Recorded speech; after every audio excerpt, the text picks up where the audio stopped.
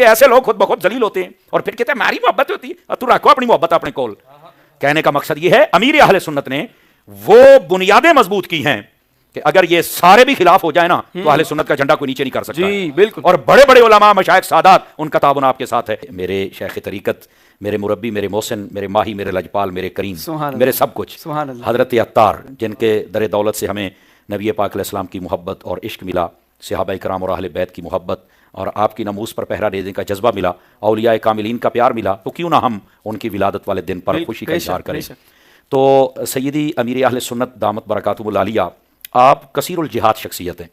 آپ جس اعتبار سے بھی دیکھیں اللہ رب العزت نے آپ کو بہت بلند مقام عطا کیا ہے.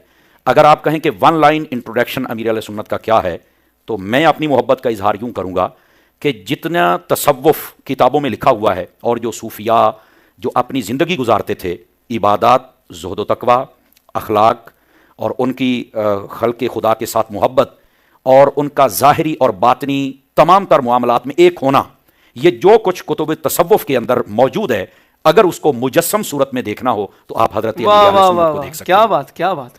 اور اس کے بعد جہاں تک آپ کی شخصیت کا تعارف، دیکھیے میں اپنی محبت میں کہتا ہوں کہ وہ امیر اہل سنت بھی ہیں اور ساتھ میں محبوب العلماء ہیں والصلحاء. بے شک بے شک. اور صرف یہاں تک بات نہیں، آپ محافظ ناموس صحابہ بھی ہیں، محافظ ناموس اہل بیت بھی ہیں، اور آپ داعی امن بھی ہیں، اور آپ داعی عقیدہ اہل سنت بھی ہیں. سبحان اللہ. بے شک بے شک. اور صرف یہاں تک بات نہیں ہے، آپ سفیر امن کے طور پہ بھی پہچانے جاتے ہیں.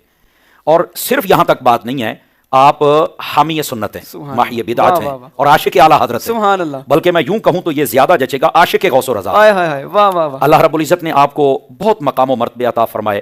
کیا عوام، کیا خواص، کیا ہماری کنٹری اور کیا بیرون ملک، جہاں بھی دیکھیں حضرت عطار کو قدر کی نگاہ سے دیکھا جاتا ہے. اور صرف یہاں تک بات نہیں، امیر اہل سنت دامت برکاتہم العالیہ آپ 1950 کے اندر کراچی میں پیدا ہوئے، میمن گھرانے کے ساتھ آپ کا تعلق ہے.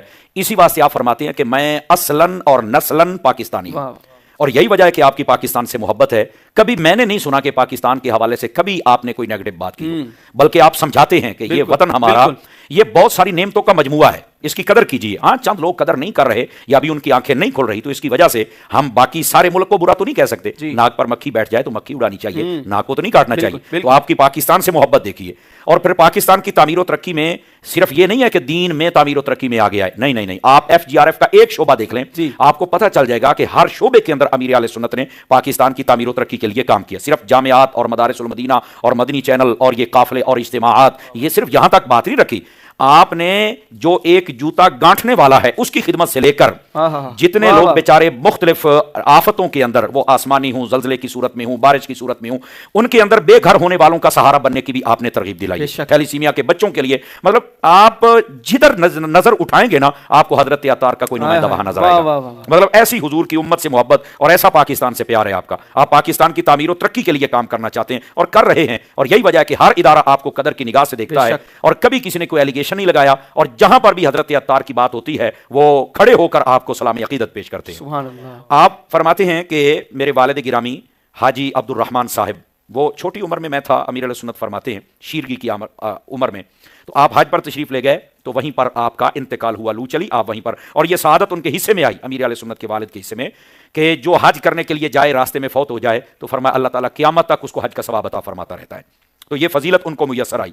اور آپ کے جو والد گرامی تھے، اور اگر آپ کے دادا جان کی ہسٹری پڑھی جائے تو یہ جو جونا گڑھ کتیانہ گاؤں ہے وہاں کے لوگ بتاتے ہیں کہ آپ کے جو دادا جان تھے وہ بھی تقویٰ، طہارت اور اپنی پارسائی میں مشہور تھے. اور آپ کے والد گرامی کے بارے میں آپ کے خالو جان جو سری لنکا کولمبو میں رہتے تھے وہ فرماتے ہیں کہ آپ قادری سلسلہ میں بیعت تھے اور آپ کو قصیدہ غوثیہ اس پر عبور حاصل تھا، اس کے عامل تھے، اور جب محبت سے پڑھتے تھے امیر اہل سنت کے والد گرامی تو جو چار پائی تھی وہ بس اوقات بطور کرامت ہوا میں. اللہ اکبر، کیا بات.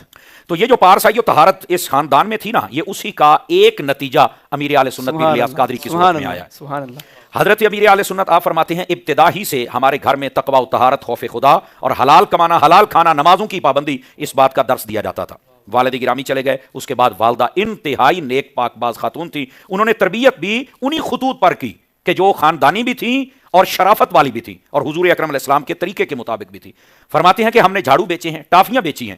हमने घरों के अंदर अपने हाथों से टोपियां बना के वो बेची हैं, लेकिन हमने किसी के सामने दस्ते सवाल दराज नहीं किया, वाह वाह वाह, और ना ही हमें अल्लाह ने कभी किसी मौके पर रुसवा किया है। अल्लाह की रहमत हर मौके पर आई और सीने से लगाया। सुभान अल्लाह। तो वाह, जो वाह, बंदा अपने रब पर तवक्कुल करता है उसको अल्लाह रब्बुल इज्जत ये कमाल भी अता फरमा देता है। और सिर्फ हजरत अमीर आले सुन्नत ये नहीं, बचपन ही से आपके वो दोस्त जो आपके साथ बचपन में खेला करते थे, अभी कराची में मौजूद हैं, मुझे एक सिक्का आलिम और प्लस सैयद भी हैं, उन्होंने बताया कि वो कहते हैं कि ये इलियास कादरी को आम बंदा नहीं है। जब हमारे साथ बिल्कुल छोटी उम्र में खेला करते थे तो जब नमाज का टाइम होता तो ये कहते आओ नमाज पढ़ो, अगर कोई नहीं पढ़ता था तो उसे कहते थे मैं अपनी बारी तुम्हें दे दूंगा पर आके नमाज वाह, पढ़ो, वाह, नमाज पढ़ो। क्या बात। मतलब ये तकवा और तहारत आपका इब्तिदा ही से था। मतलब ऐसी शख्सियात जो थी ना, ये चुनिंदा शख्सियात होती। देखो नबी पाक के बाद किसी नबी ने तो आना नहीं, ये काम सहाबाए किराम, ताबईन, तबा ताबईन, आइम्माए दीन और उसके बाद उलमाए मिल्लत इस्लामिया और औलियाए कामिलीन यही लेके चल रहे हैं। तो उस कड़ी का एक हिस्सा वो अमीर अहले सुन्नत भी हैं। क्या बात। अल्लाह रब्बुल इज्जत ने इनसे दीन का काम लिया और फिर काम आप पूरी दुनिया में देख रहे हैं हजरत अमीर अहले सुन्नत का। जवानी देखो तो तकवे वाली, बचपन देखो तो तकवे वाला, और आज मुजस्सम सूरत देखनी हो तो आप अमीर अहले वाह सुन्नत को वाह देख वाह, सकते हैं। क्या बात, क्या बात, बहुत खूबसूरत।